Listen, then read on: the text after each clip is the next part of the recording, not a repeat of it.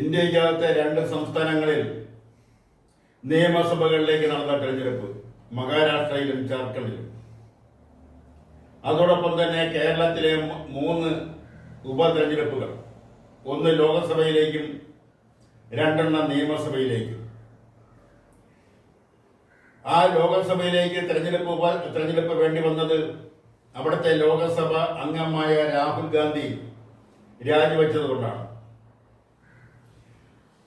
ചേലക്കര നിയമസഭാ മണ്ഡലത്തിൽ ഉപതെരഞ്ഞെടുപ്പ് വേണ്ടി വന്നത് അവിടുത്തെ MLA ആയിരുന്ന മന്ത്രി കെ രാധാകൃഷ്ണൻ പാർലമെന്റിലേക്ക് മത്സരിക്കുകയും പാർലമെന്റിലേക്ക് വിജയിക്കുകയും ചെയ്തപ്പോൾ ചേലക്കര മണ്ഡലത്തിലെ നിയമസഭാ അംഗത്വം രാജിവെക്കേണ്ടി വന്നതുകൊണ്ടാണ്. മറ്റൊന്ന് പാലക്കാട് ഉപതെരഞ്ഞെടുപ്പ് വേണ്ടി വന്നത് അവിടുത്തെ MLA ആയിരുന്ന കോൺഗ്രസിലെ ഷാഫി പറമ്പിൽ വടകര ലോകസഭയിലേക്ക് മത്സരിക്കുകയും വിജയിക്കുകയും ചെയ്തതോടെ തന്റെ നിയമസഭാ അംഗത്വം രാജിവെക്കേണ്ടി വന്ന സാഹചര്യത്തിലാണ് പാലക്കാട് ഉപതെരഞ്ഞെടുപ്പ് വേണ്ടി വന്നത്. 3 ഔദ്യോഗിക ഫലപ്രഖ്യാപനം വന്നു കഴിഞ്ഞു. വയനാട് ലോകസഭയിൽ പ്രിയങ്ക ഗാന്ധി വലിയ ഭൂരിപക്ഷത്തിലാണ് വിജയിച്ചിരിക്കുന്നത്. വലിയ ഭൂരിപക്ഷം എന്ന് പറയുമ്പോൾ 4,04,619 വോട്ടിന്റെ ഭൂരിപക്ഷത്തിലാണ് പ്രിയങ്ക ഗാന്ധി വിജയിച്ചത്. അതായത് രാഹുൽ ഗാന്ധിക്ക് ലഭിച്ച ഭൂരിപക്ഷത്തെക്കാൾ കൂടുതൽ. അവിടെ എതിർ സ്ഥാനാർത്ഥി CPIയിലെ സത്യൻ മൊകേരിയായിരുന്നു. കഴിഞ്ഞ പ്രാവശ്യം രാഹുൽ ഗാന്ധിക്കെതിരെ മത്സരിച്ചത് CPIയുടെ ദേശീയ നേതാവ് ആനി രാജയായിരുന്നു. കാലാകാലങ്ങളായി CPIക്ക് സംവരണം ചെയ്തിട്ടുള്ള ഇടതുപക്ഷ ജനാധിപത്യ മുന്നണി CPIക്ക് സംവരണം ചെയ്തിട്ടുള്ള സീറ്റാണ് വയനാട് ലോകസഭ. കാരണം ഇടതുപക്ഷ ജനാധിപത്യ മുന്നണി രൂപീകരിക്കുമ്പോൾ തന്നെ CPIയുടെ ചില പ്രധാനപ്പെട്ട ഡിമാൻഡുകളിൽ ഒന്നായിരുന്നു തനിക്ക് അല്ലെങ്കിൽ തങ്ങൾക്കുള്ള സീറ്റുകൾ ഇനി ഒരിക്കലും വിട്ടുകൊടുക്കില്ല, വെച്ചു മാറില്ല. അതുകൊണ്ടാണ് തിരഞ്ഞെടുപ്പുകൾ വരുമ്പോൾ അവരവരുടെ CPMന്റെ സീറ്റ് CPMഉം CPIയുടെ സീറ്റ് CPI കൈവശം വയ്ക്കുന്നത്. എവിടെയെങ്കിലും വിട്ടുപിടിച്ച ചെയ്യേണ്ടി വന്നാൽ അത് CPM ആണ് ഇതുവരെ ചെയ്തുകൊണ്ടിരുന്നത്. അങ്ങനെ ലോക്സഭാ മണ്ഡലത്തിൽ സത്യൻ മൊകേരിയെയും BJP സ്ഥാനാർത്ഥിയായ ദിവ്യ ഹരിദാസിനെയും പിന്നിലാക്കിക്കൊണ്ടാണ് പ്രിയങ്ക ഗാന്ധി 4 ലക്ഷത്തിൽ പരം വോട്ടിന്റെ ഭൂരിപക്ഷത്തിൽ വിജയിച്ചത്. ഇവിടെ രാഷ്ട്രീയത്തെക്കുറിച്ച് പറയുകയാണെങ്കിൽ രാഷ്ട്രീയമായി രാഷ്ട്രീയ പാരമ്പര്യം, രാഷ്ട്രീയ പ്രവർത്തനം, പൊതുപ്രവർത്തനം, അത് വിദ്യാർത്ഥി രാഷ്ട്രീയം തൊട്ട് തുടങ്ങി യുവജന പ്രസ്ഥാനത്തിലൂടെ ഇടതുപക്ഷ പ്രസ്ഥാനത്തിലൂടെ വളർന്നു വന്ന CPIയുടെ സംസ്ഥാന നേതാവാണ് സത്യൻ മൊകേരി. അദ്ദേഹം 2ാമത്തെ പ്രാവശ്യമാണ് ഇപ്പോൾ വയനാട് മത്സരിക്കുന്നത്. ആദ്യം അദ്ദേഹം മത്സരിച്ചത് കോൺഗ്രസിലെ MI ഷാനവാസിനോടാണ്. അന്നും അദ്ദേഹം പരാജയപ്പെട്ടു. അവിടെ രാഷ്ട്രീയത്തിന് വലിയ വിലയൊന്നും കൽപ്പിക്കുന്നില്ല എന്നുള്ളതിന് വ്യക്തമായ തെളിവാണ് സത്യൻ മൊകേരി 4 ലക്ഷത്തിൽ പരം വോട്ടിന്റെ പുറകിലോട്ട് പോയത്. അവിടെ വ്യക്തിപ്രഭാവത്തിനാണ് വോട്ടർമാർ, സമ്മതിദായകർ പ്രാധാന്യം നൽകിയത്. അതുകൊണ്ടാണല്ലോ പ്രിയങ്ക ഗാന്ധി ഇത്രയധികം വൻ ഭൂരിപക്ഷത്തിൽ വിജയിച്ചത്. ഇവിടെ ചേലക്കരയിലേക്ക് വന്നാൽ അവിടെ രാധാകൃഷ്ണൻ രാജിവെച്ചത് കൊണ്ടാണ് അവിടെ ഉപതെരഞ്ഞെടുപ്പ് വേണ്ടി വന്നത്. അവിടെ ഇടതുപക്ഷ ജനാധിപത്യ മുന്നണിയുടെ സ്ഥാനാർത്ഥിയായി CPIMലെ പ്രദീപും കോൺഗ്രസിന്റെ സ്ഥാനാർത്ഥിയായി മുൻ ലോകസഭാംഗമായ രമ്യ ഹരിദാസും ആണ് മത്സരിച്ചത്. അവിടെ BJPയുടെ സ്ഥാനാർത്ഥിയും ഉണ്ടായിരുന്നു.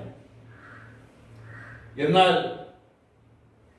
ഏകദേശം 12,122, കൃത്യമായി പറഞ്ഞാൽ 12,122 വോട്ടിനാണ് രമ്യ ഹരിദാസിനെ പ്രദീപ് പരാജയപ്പെടുത്തിയത്.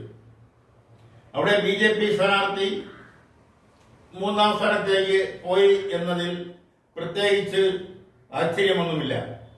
പക്ഷെ അവിടെ എടുത്തു പറയേണ്ട മറ്റൊരു വസ്തുത, രാധാകൃഷ്ണൻ മത്സരിച്ചപ്പോൾ രാധാകൃഷ്ണൻ ലഭിച്ച വോട്ടിനേക്കാൾ 25,000-ൽ പരം വോട്ട് കുറവാണ് ഇപ്പോഴത്തെ ഇടതുപക്ഷ സ്ഥാനാർത്ഥി CPM-ലെ പ്രദീപിന് ലഭിച്ചത്. ഈ 25,000-ൽ പരം വോട്ടുകൾ, 22,000-ത്തോളം വോട്ടുകൾ ഇതെവിടെ പോയി എന്നതിനെ കുറിച്ച് CPM പരിശോധിക്കുമായിരിക്കാം. അങ്ങനെ പരിശോധിച്ചത് കൊണ്ട് പ്രത്യേകിച്ച് കാര്യമൊന്നുമില്ല. തങ്ങളുടെ പ്രവർത്തനത്തിന്റെ വൈകല്യമാണ്, അതല്ലെങ്കിൽ സർക്കാരിനുള്ള പിന്തുണയുടെ കുറവാണ് ഇത്രയധികം വോട്ട്, അല്ല രാധാകൃഷ്ണൻ ലഭിച്ചതിനേക്കാൾ ഇത്രയധികം വോട്ട് അവിടെ കുറയാനുണ്ടായ രാഷ്ട്രീയ സാഹചര്യം എന്നത് രാഷ്ട്രീയത്തിന്റെ ABC അറിയാവുന്ന എല്ലാവർക്കും മനസ്സിലാവുന്ന കാര്യമാണ്. അത് ഉൾക്കൊള്ളുകയാണ് വേണ്ടത്. അല്ലാതെ അവിടെ ചില ന്യായങ്ങൾ നിരത്തിക്കൊണ്ട് അതിനെ ന്യായീകരിക്കാൻ ശ്രമിക്കുന്നത് ഒരു ഇടതുപക്ഷ കാഴ്ചപ്പാടിന് യോജിച്ചതല്ല എന്നാണ് അക്കാര്യത്തെ കുറിച്ച് പറയാനുള്ളത്. മറ്റൊന്നുള്ളത് പാലക്കാടാണ്.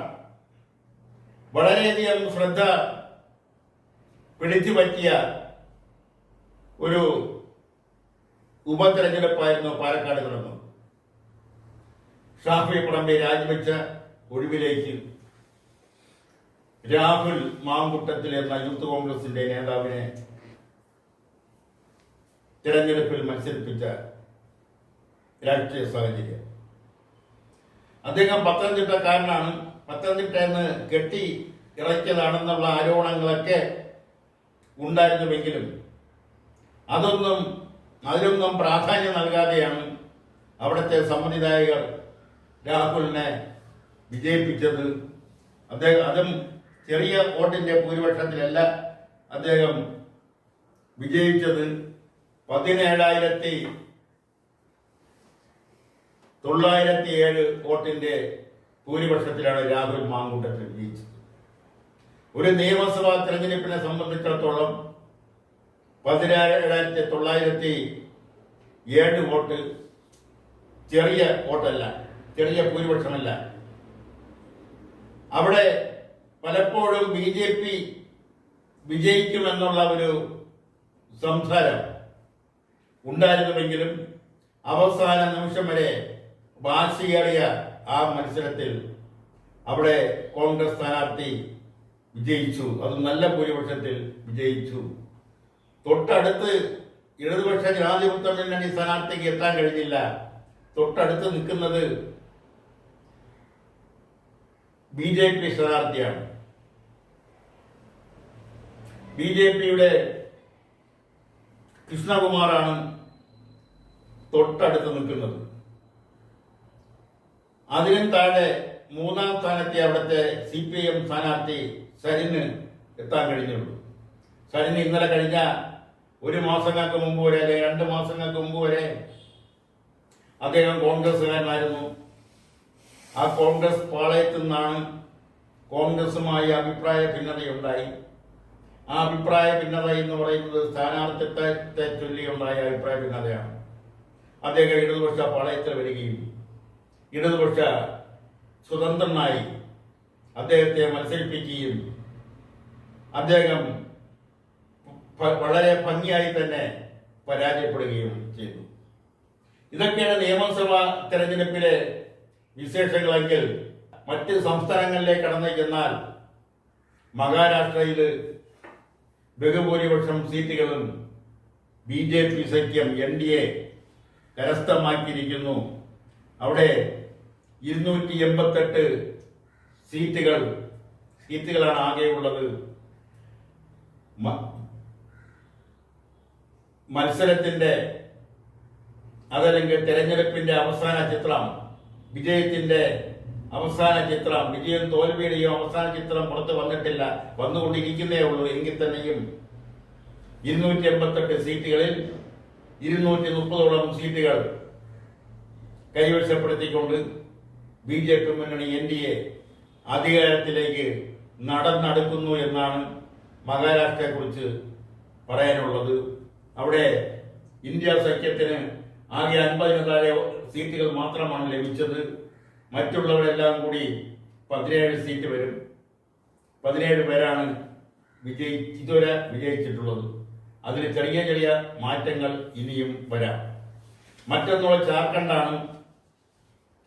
ജാർഖണ്ഡിൽ ആകെയുള്ള 81 സീറ്റിൽ അതിൽ 50-ലധികം 56 സീറ്റോളം ഇന്ത്യ മുന്നണി കരസ്ഥമാക്കുമെന്നാണ് തെരഞ്ഞെടുപ്പ് വാർത്തകൾ വിലയിരുത്തുമ്പോൾ തോന്നുന്നത്.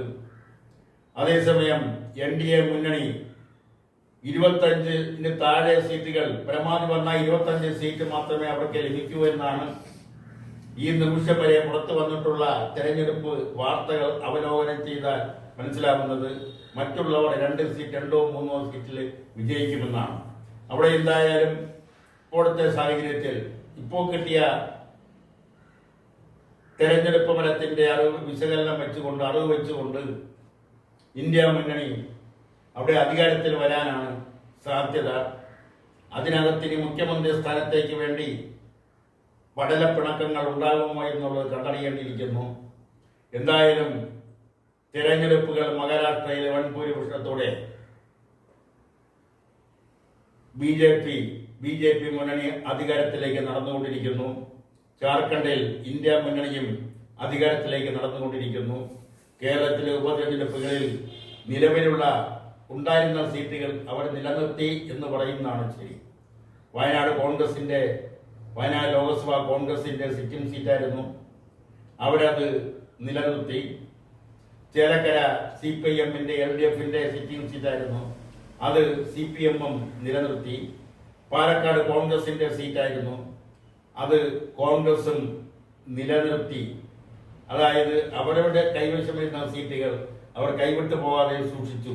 ഇത് കേരളീയ ദർശൻ തെരഞ്ഞെടുപ്പിന് മുമ്പ് നടത്തിയ ഒരു വിശകലനത്തിൽ വ്യക്തമായി പറഞ്ഞതാണ്. അത് തന്നെയാണ്, ചില വോട്ടുകളുടെ വ്യത്യാസം ഉണ്ടെങ്കിൽ തന്നെയും സംഭവിച്ചത് അത് തന്നെയാണ്. സിറ്റിംഗ് സീറ്റുകൾ അവരവർക്ക് തന്നെ ലഭിക്കുന്ന രാഷ്ട്രീയ സാഹചര്യമായിരുന്നു ഈ ഉപതെരഞ്ഞെടുപ്പുകളിൽ ചേലക്കരയിലും വയനാട്ടിലും പാലക്കാട് നടന്നത്. നന്ദി, നമസ്കാരം.